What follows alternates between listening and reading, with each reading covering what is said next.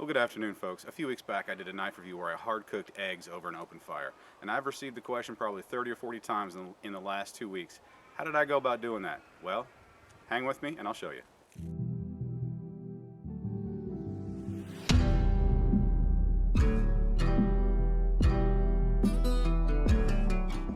Thanks for sticking around, folks. I'm very grateful for your time and thank you for being here today. Well, I would love to tell you that there is a specific recipe, a step-by-step how-to on how to do this, how to roast eggs over a fire, but there's not. There's a lot of variables that come into play. How hot your fire is, the ambient temperature, 20 degrees outside versus 80 degrees is going to make a huge difference. The temperature of the ground, the temperature of the base or the support that you put the eggs on, that makes a difference. How close you put your eggs to the fire makes a difference. So what I'm going to do is I'm going to show you how I do it, but for you to actually find success with it, this is one of those things that you're going to have to try a couple times. Have a few failures and a few successes and figure out what works for you. I mean, even the size of the egg makes a difference. So anyway, enough chit chat. Let's build a fire and I'll show you how I do it.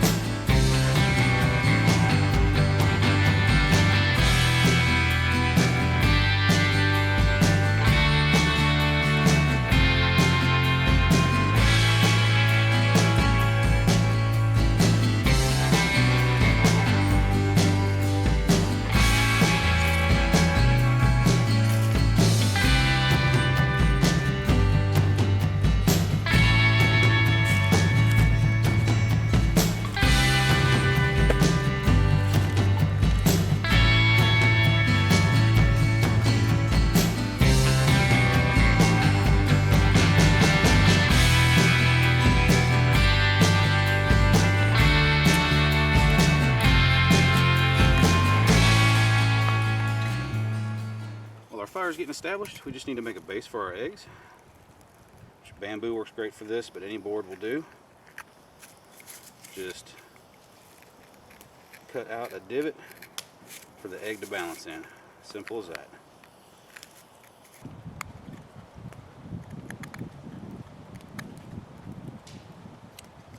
You got to be careful with bamboo. It's got splinters.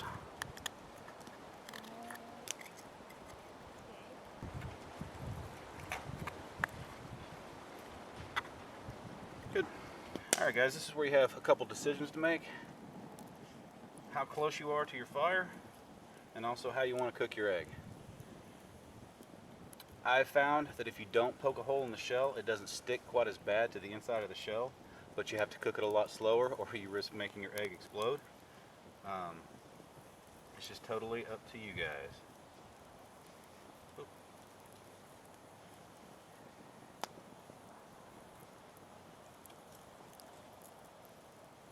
Now with these, I am going to poke a hole in them. If I can get it's in the light for you guys.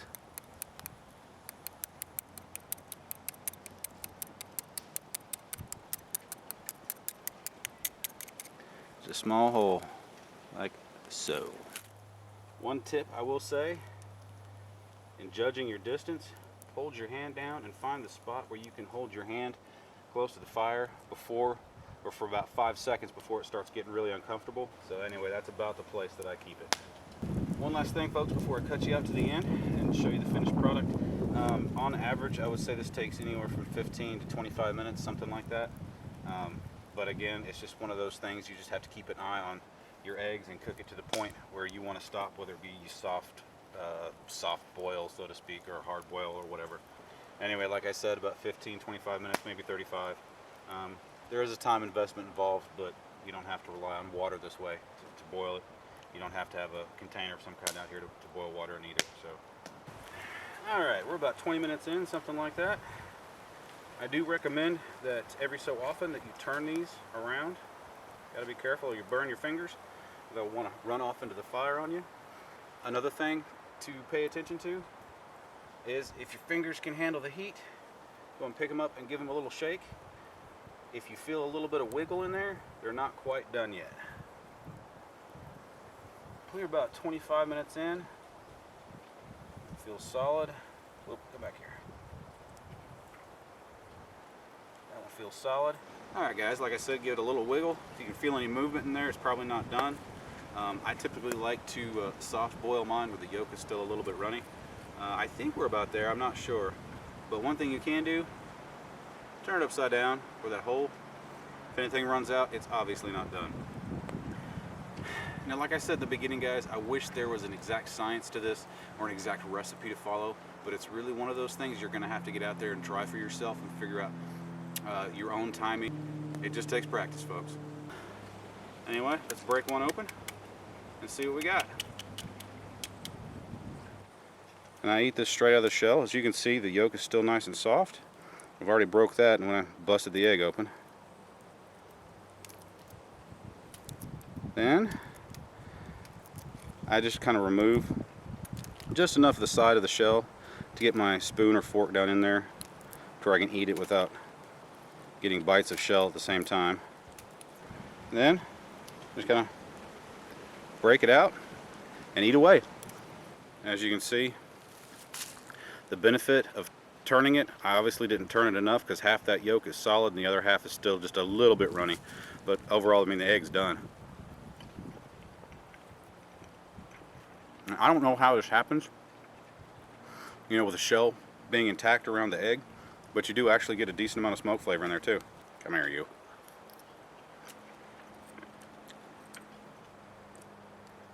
It's kind of messy today.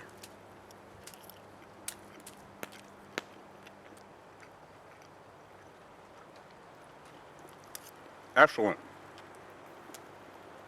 Absolutely excellent. My favorite way to have eggs in the woods.